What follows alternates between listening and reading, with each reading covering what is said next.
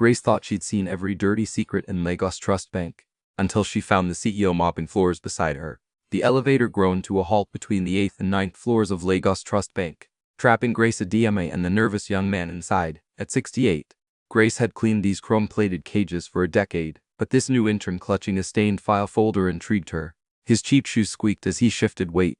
"First day?" Grace asked, wiping her wrinkled hands on her navy uniform. "Is it that obvious?" The young man, his badge red tongue, laughed awkwardly. His crisp white shirt already bore coffee splatters. Grace smiled. She'd seen hundreds like him, bright-eyed graduates chewed up by the bank's ruthless culture. "Don't worry," she said, pressing the emergency button. "This old bird gets stuck weekly. Management won't fix it, too busy buying new Mercedes." As they waited, Ton noticed Grace's swollen knuckles. "You've worked here long?" "Since before your mother braided her first hair," she chuckled. "I know where every skeleton is buried, including the CFO's whiskey stash and records." When the lights flickered, Tunde's folder slipped, scattering papers. Grace knelt to help, her knees cracking. One document caught her eye, a memo about staff reductions targeting older employees. She froze. "Where did you get this?" Her voice hardened. Tunde hesitated. "I found it." Grace studied him, the too perfect Yoruba accent, the way his eyes catalogued every detail. This boy was no ordinary intern. As the elevator jerked to life, she slipped the paper into her apron. "Be careful, Tunde. These walls have ears." When they reached the 10th floor, Grace watched him disappear into executive territory where no interns belonged. That night she stayed late, scrubbing the CEO's empty office. On his pristine desk sat a framed photo of a young man in graduation robes, who looked exactly like Tunde. Grace pushed her cleaning cart past the break room, catching whispers that made her pause. 3 junior accountants huddled around the microwave, unaware of her presence. "Did you hear? They're refiring everyone over 60 next month," said the tall one, stirring sugar into her tea. "My boss said it is workforce modernization." Her colleague snorted. "More like saving pension costs. My aunt got her termination letter yesterday, 35 years of service. Tossed out like yam peels." Grace's grip tightened on her mop. She'd suspected this ever since finding that memo, but hearing it confirmed felt like a punch. Before she could move, Ton entered the break room, clutching his ever-present folder. "Morning," he chirped, sounding every bit the clueless intern. "Anyone know where I can find her policy manuals?" The tall accountant rolled her eyes. "Check the shredder room. That's where they keep the real policies." As laughter erupted, Grace stepped forward. "The manuals are in storage," she said firmly. "Come boy, I'll show you." In the dusty storage room, Ton watched Grace pull down a box labeled 2007. Inside were termination records showing a pattern: older workers let go months before retirement benefits vested. "They've been doing this for years," Grace said bitterly. "Now they read just being brazen." Ton's playful demeanor vanished. "Why stay silent? Who would believe a janitor?" She shook her head. "But you not really here to fetch coffee, are you?" Before he could answer, footsteps approached. Grace quickly shoved the box away as her director appeared, her designer heels clicking on concrete. "Intern," she barked at Tunde. "Why are you wasting time with the help?" "My office now." As they left, Grace noticed something. Her director's hand trembled when she spoke to Tunde, almost like fear. Grace's midnight shift found her alone on the executive floor, her mop swishing across marble tiles. At 11:47 p.m., she heard hushed voices in the CFO's office. Peering through the door crack, she saw 3 managers huddled over a laptop, their faces lit blue. "Transfer the funds before quarter end," the CFO was saying. "The Cayman accounts are ready."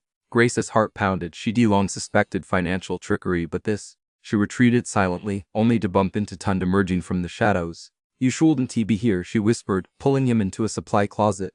"Neither should they." Tunde nodded toward the office. "Recording everything?" Grace blinked. "How did you?" He opened his folder, revealing a tiny recorder. "Same way you've been documenting staff cuts." "We're both collectors of truths, Mama Grace." Her eyes narrowed. "Who are you really?"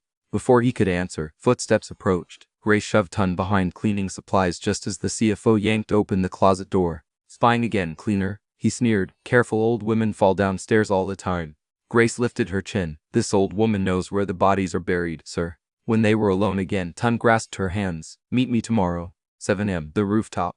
That night, Grace made an extra copy of her evidence, years of hidden records tucked in her locker's false bottom. She barely slept, seeing visions of her late husband, a union organizer who'd taught her to spot injustice. At dawn, she climbed to the rooftop, file in hand. There stood Tunde, but now in a tailored suit, flanked by armed guards. The rising sun glinted off his CEO nameplate. "Tunde Bankole, Managing Director." "Welcome to the fight, Mama Grace," he said solemnly. "Shall we clean house?"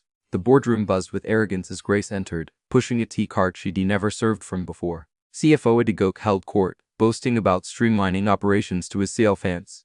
They fell silent when CEO Colaton, their intern, strode in with two unfamiliar directors. Special audit, he announced, dropping Grace's files on the table. Starting with these pension fund discrepancies.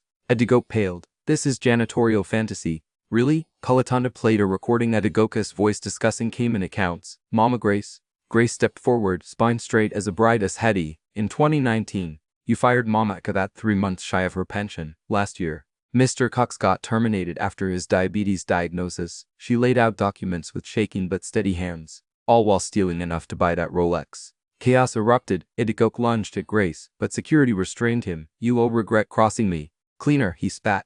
Halatana blocked his path. Meet your new head of ethics, Mrs. Ediame. Seems she has been auditing you longer than come. As Edigoke was escorted out, the room fizzed with shock. Grace eyed the remaining executives, some guilty, some grateful. The young accountant from the brick room caught her eye, tears shining. Later, in Colatan's office, Grace finally sat on the other side of the desk. Why me, she asked. Because, he said, pouring her tea properly for once, my grandfather was a night watchman. They cheated. You saw what others ignored, the human cost. Outside, sunset painted Lagos gold. Somewhere, a cleaner hummed an old high-life tune, unaware their world had just changed. 1 year later, Grace Adiama's portrait hung in the lobby beside Founder's paintings, the first non-executive so honored. Her employee guardian office sat where the shredder room once was, its door always open. At dawn, she still toured the building, not with a mop but a notebook. She reinstated 87 wrongfully terminated staff, implemented elder care benefits, and turned the cursed elevator into a speak-up booth for whistleblowers. On this particular morning, she paused by the brick room where young accountants now respectfully made space for older colleagues. The ver director who sneered at Ton brought her tea properly brewed, in a real cup. Madam Guardian, a timid voice interrupted. A new janitor stood holding a suspicious memo she'd found. Grace smiled, recognizing the familiar spark of courage. Come, daughter, let us investigate. Upstairs, Colaton watched from his window as Grace led the young woman through the garden she'd insisted they plant. His phone buzzed with bored complaints about her radical empathy, but he deleted them. The bank's profits had never been higher, employee turnover never lower. At lunch, Grace hosted her weekly Truth Tea Circle where clerks and managers sat as equals. When someone asked why she stayed, she chuckled. Because clean floors matter, but clean hearts matter more. That evening, a staff left clutching daycare vouchers and fair loan forms. The night cleaners began their shift. They moved slower than Grace used to, but she'd tripled their pay and hired assistants. Now, their laughter echoed in halls where fear once lived. From her office, Grace watched Lagos lights twinkle on. Somewhere out there, other janitors were watching, learning, ready. She picked up her phone and dialed the first number on her Guardian network list. The revolution, after all, was just beginning.